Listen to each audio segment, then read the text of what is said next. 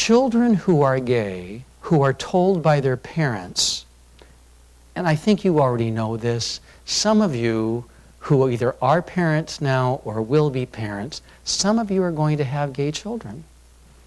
It's not about you. You didn't make them gay. We don't know how it happens, but gay people come from every family dynamic. We do. We come from every family dynamic.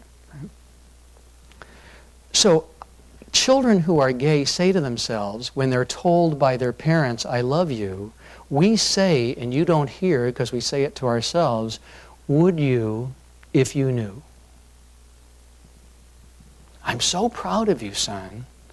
Would you be if you knew my secret? I was involved in every civil rights struggle of my day, and I was a daily communicant, went to Mass every day, so they thought Brian's perfect as a bridge to bring these young people back to see the church as relevant. You know, we've moved the organ to the side, we've introduced the guitar mass, and now let's bring the young people back.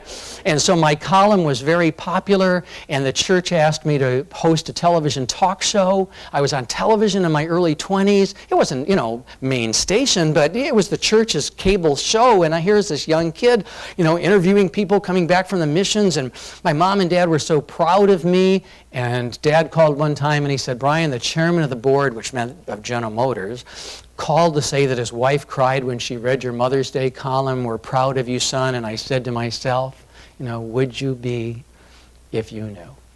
You know, because despite all that I had achieved in terms of respect in Michigan, I was still this very frightened, closeted, shameful man who was struggling to reconcile his sexual orientation with his spiritual beliefs. And I felt like an incredible hypocrite because I was telling you, I was invited to come speak to groups all the time, senior citizen luncheons, father-daughter communion breakfast, and my message was, you must love yourself. Right? And the voice would say to me, well, what about you? Do you love yourself? I said, leave me alone. No, you're telling other people to love themselves. You should tell them that you're gay and see what happens. No, if I tell them I'm gay, I'll lose everything. I said, well, then you're a hypocrite. You know? And that's what I felt like. I felt like a hypocrite, and I felt very lonely, and I felt very isolated. And so one day when I was 26, I went to the broom closet of my home, and I drank a bottle of turpentine. And then I went into the bathroom, and I took all the pills in the medicine cabinet. And I sat down in the kitchen of my home and I waited to die. And some of you who are familiar with the Catholic faith might say, Brian, how could you do that? If you commit suicide, you go to hell. I didn't believe it. I believed that once I woke up, I would be in the arms of God, and God would say, welcome home, son.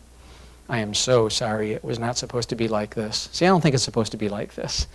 I think we create hell in each other's lives out of our ignorance. You know, we don't mean to.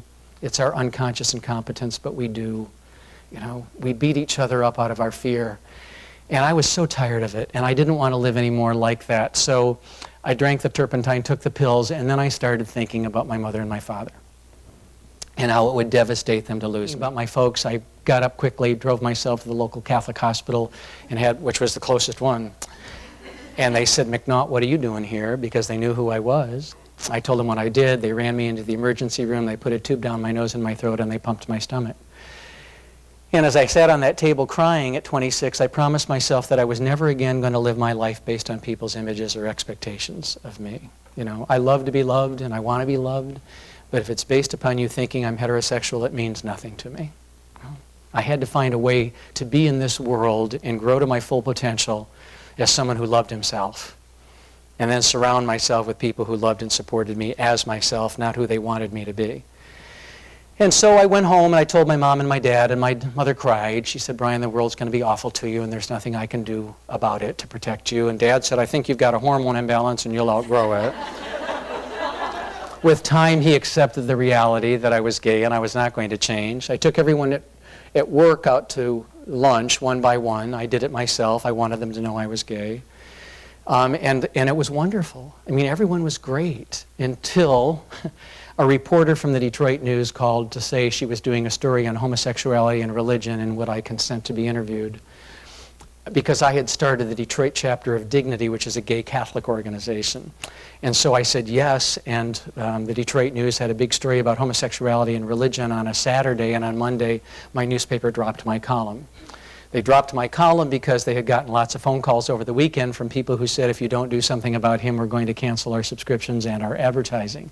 That old political economic muscle that sometimes people want to use to impact the direction of a company. And you know that people have tried to do that with other corporations on this issue too, boycotts called of Disney or American Airlines by people who are trying to stop their support of their gay employees. Fortunately, they have not deterred companies from being supportive on this issue.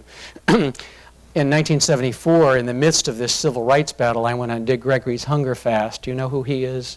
Dick Gregory is an African-American civil rights activist, and he, in the 1970s, several people, Dr. King and Cesar Chavez, went on hunger fasts. The reason you go on them is to try to get people's attention, to say this is a serious issue, and I'm going to not eat until I get your attention and hope that you'll do something about it. And so I went on just water.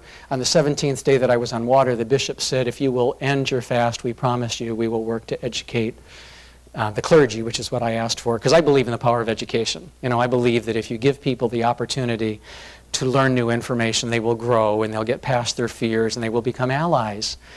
And so I ended my fast. I was subsequently fired from my job, but the bishop who fired me many, many years later said, Brian, you were ahead of your time. A lot of us have changed. We knew we weren't doing the right thing when we fired you, but we thank you for doing what you did.